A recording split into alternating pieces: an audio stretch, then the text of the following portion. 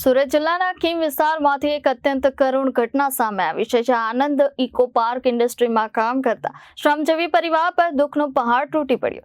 Industry પરિસરમાં અચાનક પાણીની ટાંકી પડી જતા માત્ર 14 મહિનાના માસૂમ બાળકનું સારવાર દરમિયાન મોત નીપજ્યું છે। પાણીની ટાંકી પડવાની ઘટનામાં બાળકને માથાના ભાગે ગંભીર ઈજાઓ પહોંચી હતી। ઇજાગ્રસ્ત બાળકને તાત્કાલિક સુરતની ડાયમંડ હોસ્પિટલમાં સારવાર માટે ખસેડવામાં આવ્યો હતો, પરંતુ સારવાર દરમિયાન બાળકનું દુઃખદ અવસાન થયું।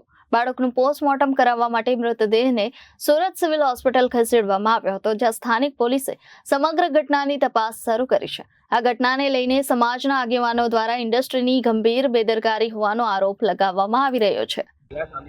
मेरा नाम सुनील है। मेरे बच्चे को कुछ भी मतलब वहाँ हुआ नहीं, वो घटना वो हमारी मांग है, वो सेठ लोग को देनी पड़ेगी। क्या हुआ था आपके बच्चे के साथ? आपका नाम था, बच्ची को कैसे ऐसे हुआ? वो दूसरा सेठ का मजदूर था, उसने गिरा दिया। हम वहीं काम कर रहे थे, हाँ।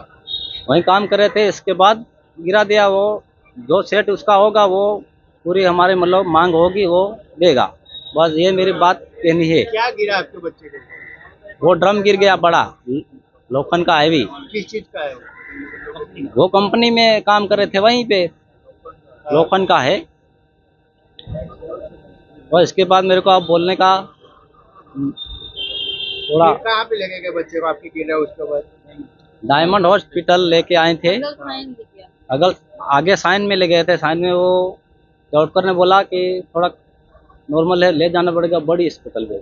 वहीं लाए गए, वहाँ से डेड हो गई। इसके बाद सिविल हॉस्पिटल में बच्चे को डेड बॉडी लेके यहीं आई हम। रिपोर्टर अरविंद राठौड़, जनादेश न्यूज, सूरत।